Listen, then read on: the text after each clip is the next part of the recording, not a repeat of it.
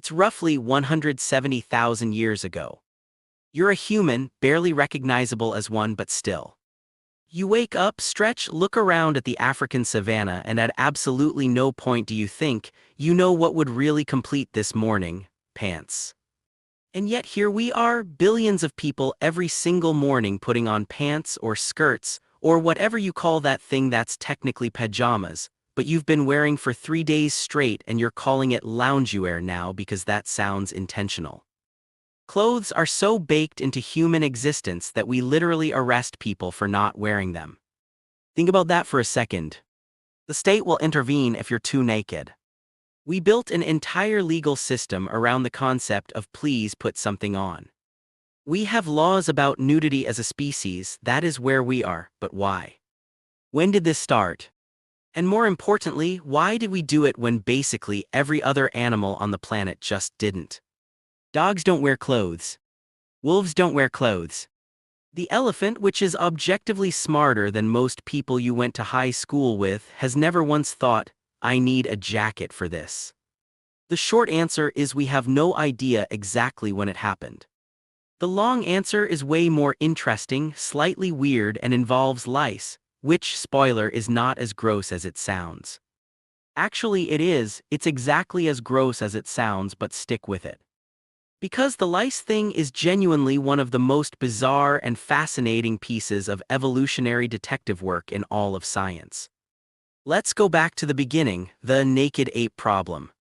Here's something nobody talks about enough. Humans are basically the only large mammals on Earth that are nearly hairless. Genuinely stop and think about that zoologically for a second. Gorillas, covered. Chimpanzees, covered. Bears, lions, wolves, horses, elephants, hippos, all of them across wildly different environments and climates are walking around in full coats. And then there's us, standing in the middle of all this biodiversity, just smooth, a bit patchy, weirdly pink in some places, sporting an evolutionary look that says, I used to have fur but I made some choices. Scientists have a few theories for why we lost our fur in the first place. The most popular one is the thermoregulation argument. Basically, as our ancestors moved from forests to open grasslands and started running long distances to hunt, being covered in thick fur became a massive liability. You'd overheat, you'd slow down, your core temperature would spike, and you'd collapse before catching the thing you were chasing. Then you die hungry, which, from an evolutionary perspective, is the worst possible outcome. So, over hundreds of thousands of years, we gradually shed our fur and developed something better: an absolutely insane number of sweat glands. Humans have approximately 2 to 4 million sweat glands on their bodies. That is more than almost any other animal on the planet. We are, without exaggeration, elite sweating machines, professional-grade, world-class moisture emitters. If there were Olympics for sweating, we would dominate every category. This is great in the summer. It is considerably less great when it's 40 below zero and you're trying to survive in Central Asia with nothing but your wits and a rock. And that's where clothes come in eventually. Warmth was probably not the first reason, probably. Here's the conventional story. Humans moved out of Africa, hit colder climates, got cold, wrapped themselves in animal skins, and that's that. Simple, clean, logical. A 5-year-old could figure it out. Except the timeline doesn't quite work. And once you notice that, the whole tidy narrative starts to unravel. Genetic evidence suggests that humans started wearing clothes somewhere around 100,000 to 170,000 years ago. The problem is that modern humans didn't really start migrating out of Africa in significant numbers until around 70,000 years ago. So, if clothes were purely a response to cold weather, why are they appearing tens of thousands of years before humans actually went anywhere cold? Something else must have been going on earlier, something social, something that has more to do with who we are as a species than with the temperature outside. But before we get into that, we need to talk about the most unlikely piece of evidence in the entire clothing origin story. And yes, it's the lice. We're doing the lice now. Researchers at the University of Florida were doing what geneticists do, which apparently involves staring at very small things for extremely long periods of time, and occasionally having a breakthrough that changes everything, and they decided to map the evolutionary history of human lice. Now here's the crucial piece of biology you need to understand. Humans have two main types of lice, head lice and body lice. Head lice live in your hair. Body lice live specifically in clothing, in the seams, in the folds, in the fabric. They are two genetically distinct populations, and body lice evolved from head lice at some specific moment in history. Here's why that matters enormously. Body lice can only survive if there are clothes to live in. They cannot survive on bare human skin, they need fabric. They need the warmth and shelter that clothing provides. So the moment body lice genetically diverged from head lice, the moment that evolutionary split happened, is essentially the moment humans started wearing clothes consistently enough to create a new ecological niche for a parasite. When researchers ran the numbers, they found that body lice diverged from head lice somewhere between 83,000 and 170,000 years ago. Let that sit for a moment.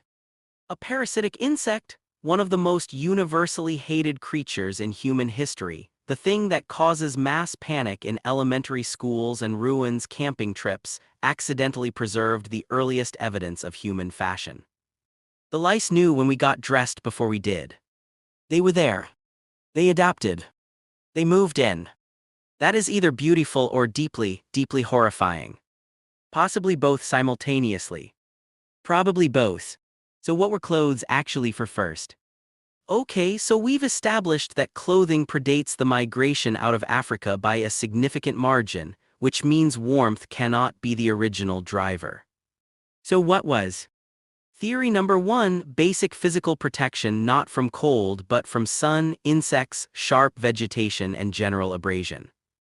If you're spending your days walking through tall grass and thorny scrubland, tracking animals across rocky terrain, a basic wrap or loincloth made from animal hide creates a meaningful barrier between your skin and things that want to scratch, bite, or burn it.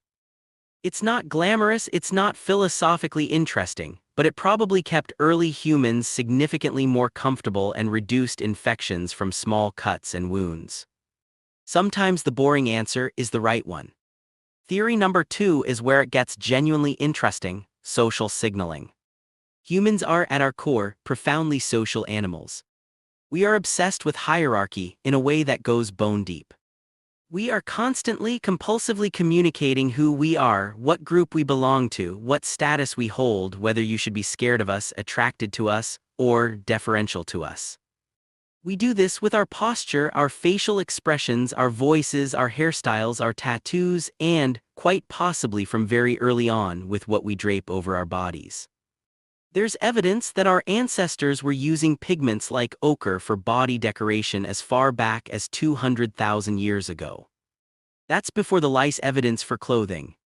So, the impulse to decorate the body to signal something visually about yourself to the group may actually be older than clothing itself. We were painting ourselves before we were dressing ourselves.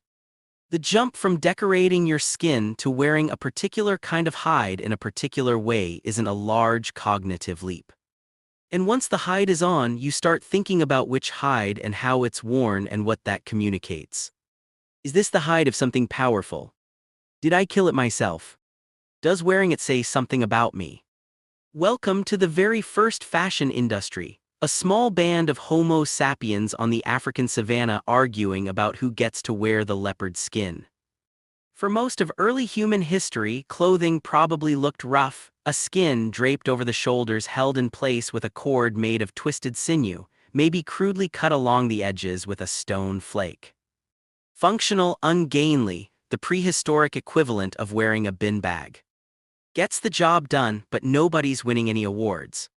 But then, around 50,000 years ago, something changes in the archaeological record.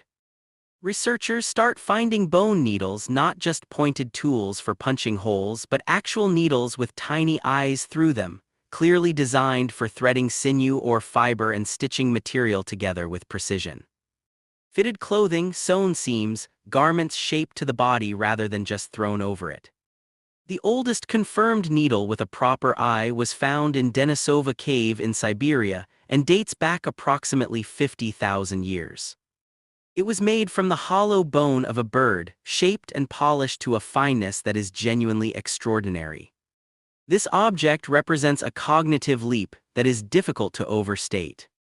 Someone looked at a sliver of bone, envisioned a tool that didn't yet exist, figured out how to bore a clean hole through the narrow end without splitting it, and used the finished product to join two pieces of material with a controlled, repeatable stitch.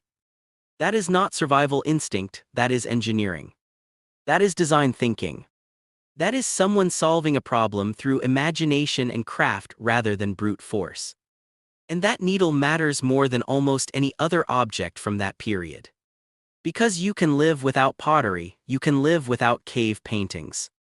In Siberia 50,000 years ago, in the depths of a glacial winter, without properly fitted clothing that seals heat against the body, you absolutely cannot. The Neanderthals were doing it too. Here's something that often gets dropped from the clothing origin story, mostly because it complicates the neat, modern humans invented everything narrative. Neanderthals were also making and wearing clothes, and they were doing it well before they ever encountered us. We've found substantial evidence of Neanderthals systematically processing animal hides, scraping bones in patterns consistent with hide preparation, using specific stone tools clearly designed for working leather, and managing carcasses in ways that suggest they were after the skin as much as the meat. There's also genetic and anatomical evidence suggesting Neanderthals had physiological adaptations to cold climates, stockier bodies, shorter limbs, different fat distribution, which tells us they were dealing with serious cold for a very long time. Clothes would have been essential, not optional. And then there are the Denisovans, the mysterious third human lineage we only discovered in 2010 from a single finger bone found in that same Siberian cave. In the same archaeological layers as the needle, researchers found pierced and polished ornaments that suggest symbolic thinking, decoration, and possibly garment embellishment. A people we barely knew existed were already thinking about what they were wearing and how it looked. So the impulse to clothe the body wasn't exclusive to our lineage. Multiple human species in different environments arrived at similar solutions through overlapping reasoning. Which raises a genuinely unsettling question. Is clothing a human thing, or is it a smart bipedal primate living in a harsh environment thing? Is it inevitable? Would any sufficiently intelligent creature, cold enough and social enough, eventually figure out that wrapping yourself in something is just obviously correct? We don't know, but the convergence across species is very hard to dismiss.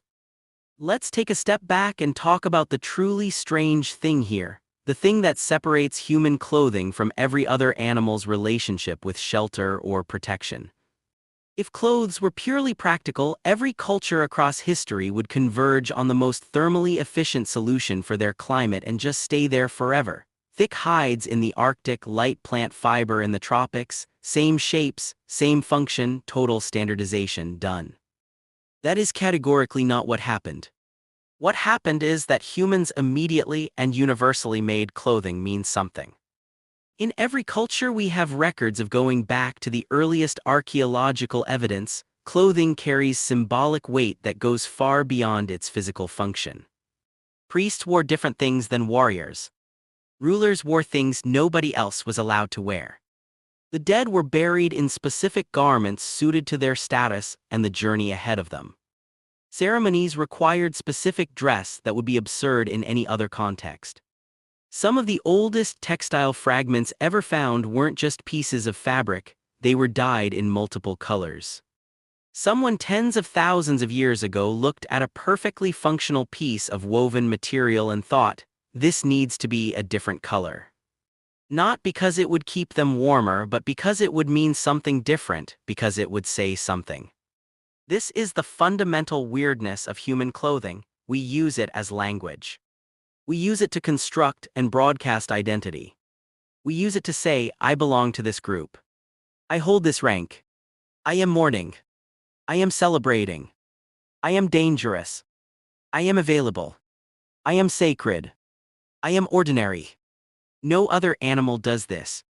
Peacocks display, sure, cuttlefish change color, but they are not choosing what to communicate based on social context, cultural history, and personal narrative. That's entirely ours. And it started, as best we can tell, in Africa between 100,000 and 200,000 years ago when some ancestor of ours picked up a piece of ochre, painted themselves with it, and felt something click into place about who they were in relation to everyone else. Even if warmth wasn't the original reason, it became a survival-critical one fast. Between roughly 120,000 and 70,000 years ago, Earth went through a series of brutal glacial cycles. Global temperatures plunged, ice sheets expanded dramatically, large portions of Africa became hyperarid, lakes dried up, and food sources collapsed. The human population may have crashed to somewhere between 10,000 and 30,000 individuals at its lowest point. We nearly went extinct. We came astonishingly close to just not existing anymore as a species before we'd even gotten properly started. For the survivors, and especially for the groups that eventually pushed north into Europe and east into Central Asia over the following millennia, clothing was no longer a social signal or a practical comfort. It was the thin line between life and death. Quite literally, the groups that had already developed sophisticated clothing technology, fitted, layered, stitched, sealed at the extremities, had a survival advantage so significant it's hard to overstate.